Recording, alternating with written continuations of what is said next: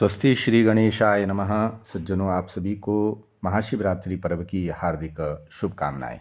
यहाँ हम आपको चार प्रहर पूजा किस प्रकार से करनी है उसका एक लघु स्वरूप आपको प्रदान कर रहे हैं। सबसे पहले शिवलिंग निर्माण करें, भगवान गणेश की पूजा करें। मिट्टी से, शुद्ध मिट्टी से भगवान का निर्माण करना चाहिए घर पर ही।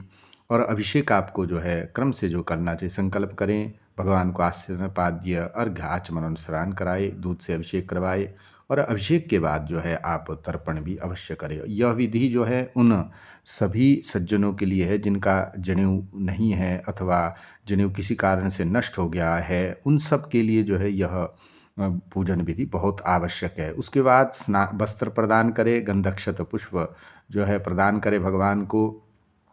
केसर, कपूर, चंदन इत्यादि को भी आप इस विधि से प्रदान कर सकते हैं। भगवान की पूजा आपको करनी चाहिए। यह क्रम जो है चारों प्रहरों के लिए दिया गया अलग अलग रूप से। शक्ति पूजा करनी चाहिए। भगवान शिवलिंग के वाम भाग में अक्षत से भगवती शक्ति का पूजन करें। एकादश रुद्र का भी पूजन करना चाहिए। भगवान के पार्षदों का भी पूजन आप अवश्य करें। यहाँ सारे मंत्र और विधि हमने प्रदान की है। आप वीडियो को रोक करके इसको पूरी रूप से देख सकते हैं। भगवान को नैवेद्य प्रदान करना है। पहले प्रहर, दूसरे प्रहर, तीसरे प्रहर और चौथे प्रहर में किस प्रकार से आपने भोग प्रदान करना है, नैवेद्य प्रदान करना है।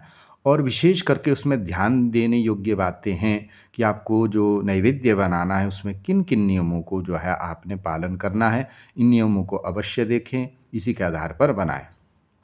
फिर आपको प्रहर भेद से अर्घ्य प्रदान भी करना है। प्रथम प्रहर में, द्वितीय प्रहर में और तृतीय प्रहर में, चतुर्थ प्रहर में किस प्रकार से भगवान को अर्घ्य प्रदान करना है ये विधि भी यहाँ लिखी है। ये शास्त्रोक्त विधि है।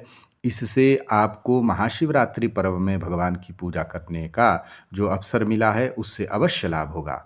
उसके बाद आपको निराजन आरती इत्यादि करनी चाहिए। प्रदक्षिणा पूर्वक नमस्कार आदि भी आपको करना चाहिए। भगवान के जो अनेक स्तोत्र आदि जगद्गुरु भगवान शंकराचार्य ने अथवा अन्य आचार्यों ने लिखे उनका आप पाठ कर सकते हैं।